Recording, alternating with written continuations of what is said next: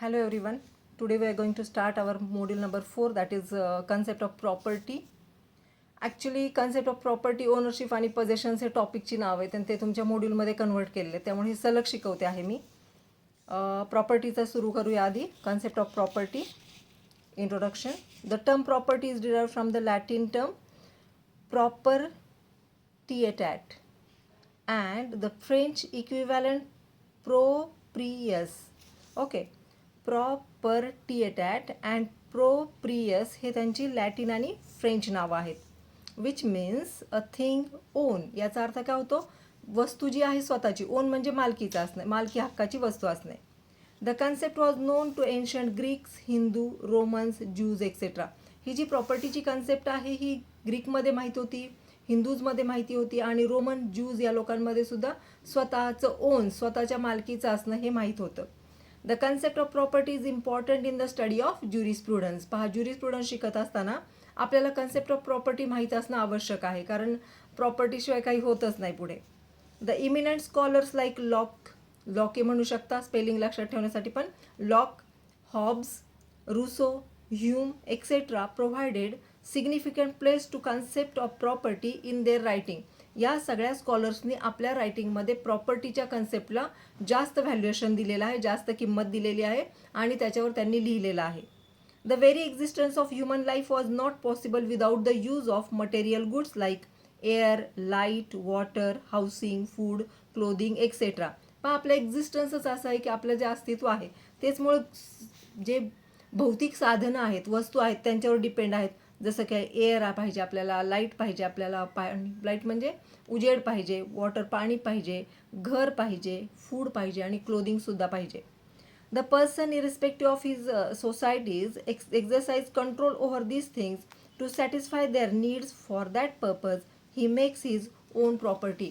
आणि या सगळ्या गरजा भागवण्यासाठी व्यक्ती काय करतो? स्वतःची प्रॉपर्टी जमवत असतो, कारण स्वतःची प्रॉपर्टी असेल तर त्याला एक सिक्युरिटी असते आणि लाईफ हे त्याच्यासाठी इझियर जाऊ शकतं जर या सगळ्या वस्तू त्याच्या स्वतःच्या मालकीच्या असतील. स्वतःच्या घरात तो राहत असेल, स्वतःचं फूड तो बनवत असेल, तर of course he feels security about that.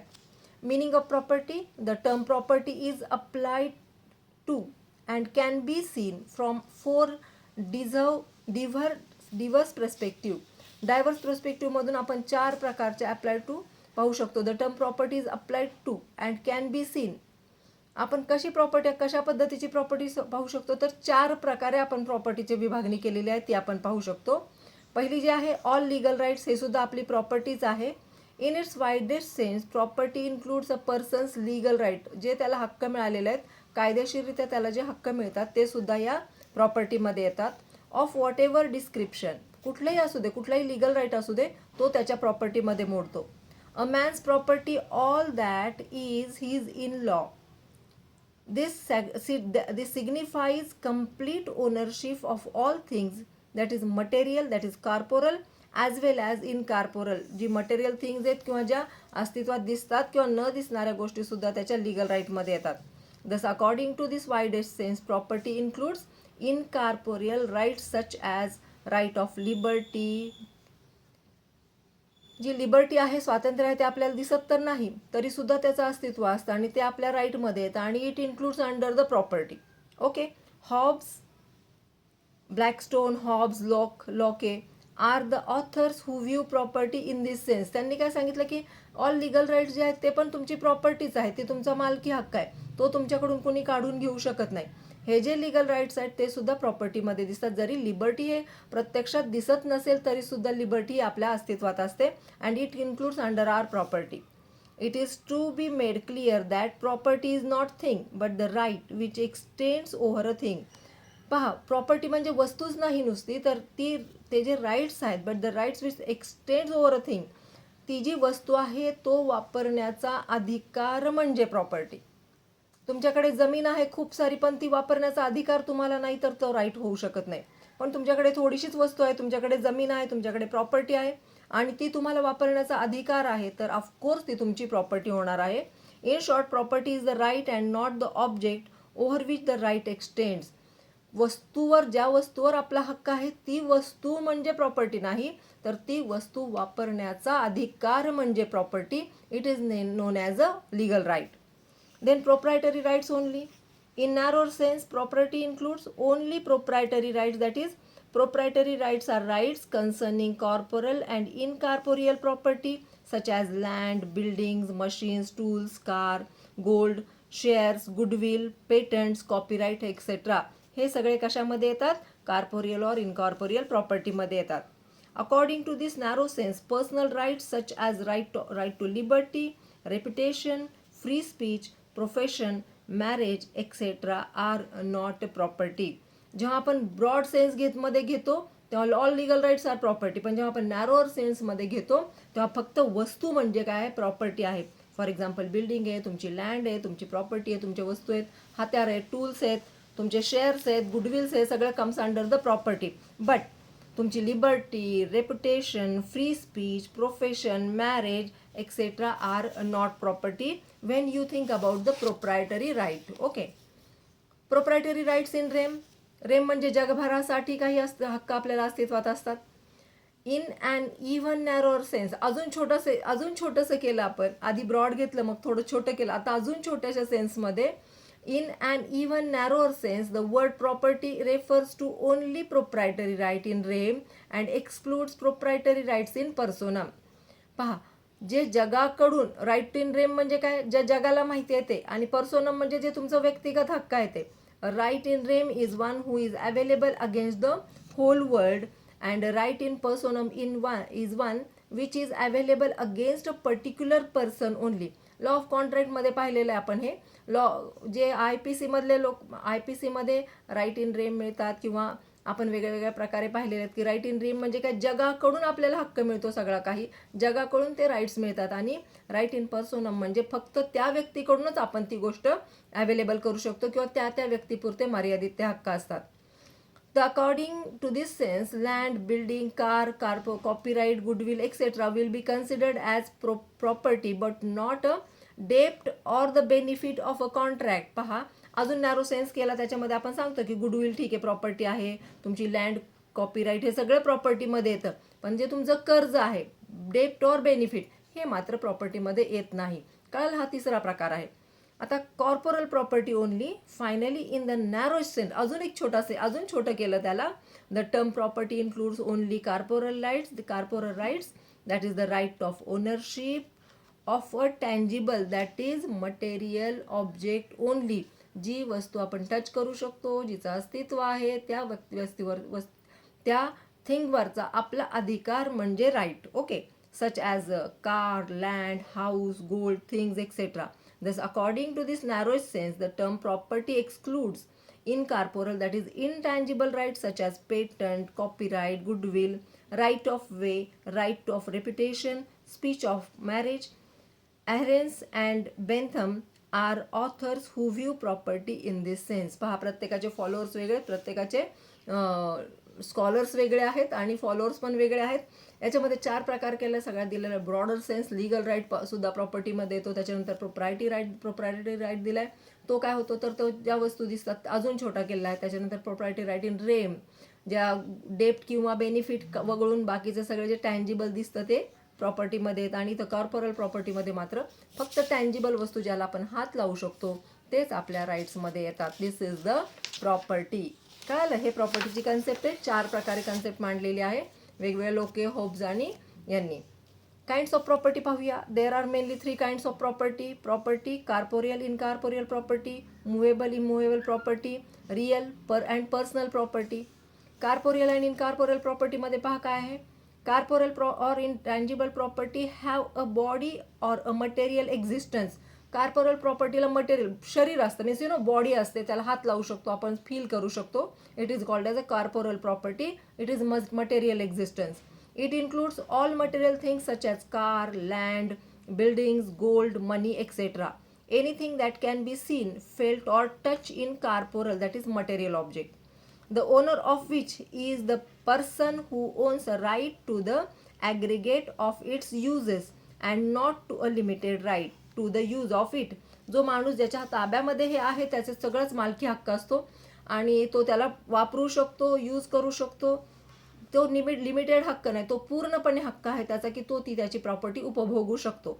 Okay, the person who has only a limited right to the use of the thing, that is the right to draw water from someone else well. कुठं कुठं कुणाला अधिकार असतो की बाबा आमची विहीर आहे, तू याच्यातून पाणी घेऊ शकतो. इट्स अ छोटा राईट आहे. Is not owner but only the encumbrancer. Encumbrancer म्हणजे ज्याच्यावर जो काय करू शकतो, यूज करू शकतो, वापरू शकतो. Corporeal property is divided into movable property and immovable property. Corporeal property again divided into movable and immovable property. Corporeal property is divided into movable and immovable property. Movable property म्हणजे काय, नावावरूनच कळतं, move, एका जागेवरून दुसऱ्या जागेवर move होऊ शकते अशी property. Movable property means property that is not attached to or fastened to earth. Fasten म्हणजे अडकवणे किंवा चिकटून राहणे, जमिनीला जी चिकटलेली नाही अशी जी प्रॉपर्टी आहे, जी मूव्ह करू शकते एका जागेवरून दुसऱ्या जागेवर, त्याला म्हणायचं movable property. Such as car, money, gold, furniture etcetera. Growing crops are consider movable property. जे ग्रो होतात, जे क्रॉप्स ग्रो होतात त्यांना पण मुवेबल प्रॉपर्टीमध्ये धरलं जातं. A mountain is immovable property but stones cut from mountain becomes movable property. पहा डिफरन्स काय, डोंगर हा इमूवेबल प्रॉपर्टी आहे, पण त्याच्यापासून जे आपण दगड काढतो आणि ते दगड वापरतो आणि ते एका जागेवर दुसऱ्या जागेवर हलवतो, it comes under the movable property. Immovable property means things permanently attach to the land, such as land, buildings, momentum, trees etcetera. पहा आता म्हणजे इमूवेबल प्रॉपर्टी कशा कशाची आहे, जी अटॅच आहे जमिनीला, जी वेगळी काढलेली नाही. फॉर एक्झाम्पल पंखा जो आहे आपल्या छताला अडकलेला, जेव्हा तो छतावर असतो तेव्हा तो इमूवेबल असतो, पण छतापासून वेगळा केला की मात्र ते converted into movable property. Incorporeal property may mean either the ownership of intangible object such as patent, trademark, copyright, goodwill etcetera. It comes under the intangible property. The ownership of right is someone else property. Incorporeal intangible property. Incorporeal intangible property means what? Incorporeal ownership of one's own property. Incorporeal ownership. Goodwill आहे, त्याच्यामध्ये patent येतं, copyright, trademark, easement, franchises, rents and royalties comes under the incorporeal ownership of one's own property. Ownership of a right in someone else property, that is a jura in re alina, means what? Lease आपण कोणाला तरी भाडेतत्वावर देतो, सर्व्हिट्यूड वापरायला देतो, securities असतात आपल्याकडे, trust असतात, ट्रोल्स असतात किंवा फॉरेस्ट्री राईट्स असतात. It comes under the ownership of a right in a someone else प्रॉपर्टीमध्ये सुद्धा आपल्याला ते अधिकार मिळतात. It is called as a incorporeal म्हणजेच intangible property. Means what? Intangible property म्हणजे ज्याला आपण हात लावून स्पर्श करून समजू शकत नाही, पण ती प्रॉपर्टीच्या अस्तित्वामध्ये असते. ओके, आता एक एक बाई पाहूया आपण. पहिलं पाहूया lease. A lease may be defined as an agreement expressing an intention to the parties that the right to execute possession shall be granted by the owner to the property. Lease म्हणजे काय, तर एक जागा आहे, त्या जागेवर दुसऱ्या व्यक्तीला आपण अलाउड करतो की या ठिकाणी तू तुझा व्यवसाय सुरू कर किंवा ती जागा वापर. त्याच्यावर काही पैसे घेतले जातात, भाडं घेतलं जातं. Lease is the outcome of the rightful separation of ownership from the possession. हे कसं आहे, लीजवर एखादी जागा दिली तर आपल्या पोझेशनमधली जी जागा आहे ती आपण दुसऱ्यांना वापरायला देतो. राईटफुल आपण सेपरेशन करतो आणि त्या व्यक्तीला ती जागा वापरायला देतो. Okay, rightful separation is important word. Thus the lease is the person who rightfully possesses the property but does not own it. Lazy जो आहे तो कोण आहे, तर तो माणूस आहे, त्याच्या ताब्यात प्रॉपर्टी असते पण तो ओनर नसतो. The lessor is the person who owns the property but who has transferred the possession to it to the other. आणि लेझर म्हणजे कोण, जो आपली प्रॉपर्टी काय करतो, दुसऱ्याच्या ताब्यात देतो, त्याच्या बदल्यात काही पैसे वगैरे घेतो पण ती त्याला वापरायला देतो. Almost invariably the lessee is of a lesser duration than the right of your ownership. Section 105 of the Transfer of Property Act 1882 defines a lease means lease of immovable property as a transfer of right to enjoy such a property made for certain time, express or implied. पहा, काही property जी आहे, transfer of right, आपण काय करतो, फक्त right transfer करतो. कुणाचे? Right to enjoy such a property. Enjoy करण्यासाठी, जो ती जी प्रॉपर्टी तिचं एन्जॉयमेंट करण्यासाठी, त्याचा उपभोग घेण्यासाठी आपण ती प्रॉपर्टी दुसऱ्याच्या ताब्यामध्ये देतो. कशासाठी? तर सर्टन टाईमसाठी. So made for certain time, काही सर्टन टाइमसाठी आपण ती प्रॉपर्टी दुसऱ्याला देतो आणि एन्जॉय करायला लावतो. ओके. एक्सप्रेस ऑर इम्प्लाइड, ते एक्सप्रेसली असू शकतं किंवा इम्प्लाइडली सुद्धा असू शकतं की तू माझी प्रॉपर्टी वापर. एक्सप्रेसली तुम्ही करार करून ती प्रॉपर्टी वापरायला देता किंवा तशी पण देता. In India sometimes lease may B परपेच्युअल. Lease परपेच्युअल म्हणजे परंपरागत, कायमस्वरूपी दिलेली असते लीजवर आणि ती प्रॉपर्टी वापरली जाते. Lease creates and interest in property, आणि लीजमुळं त्या प्रॉपर्टीमध्ये त्या दुसऱ्या व्यक्तीचा हक्क तयार होतो काही दिवसांपुरती, काही वेळांपुरती. सर्व्हिट्यूड म्हणजे काय पहा. A servitude is right owned by a person over a property to another person without actual possession. Here no actual possession is there. Lease मध्ये ऍक्च्युअल पोझेशन असतं, इथं मात्र सर्व्हिट्यूड मध्ये ऍक्च्युअल पोझेशन नाही. For example, right to way on land of another, दुसऱ्याच्या रस्त्यावरून चालणं किंवा दुसऱ्याच्या शेतातून इजमेंटरी राईट मिळणं, आपल्याला वाट मिळणे, रस्ता मिळणे.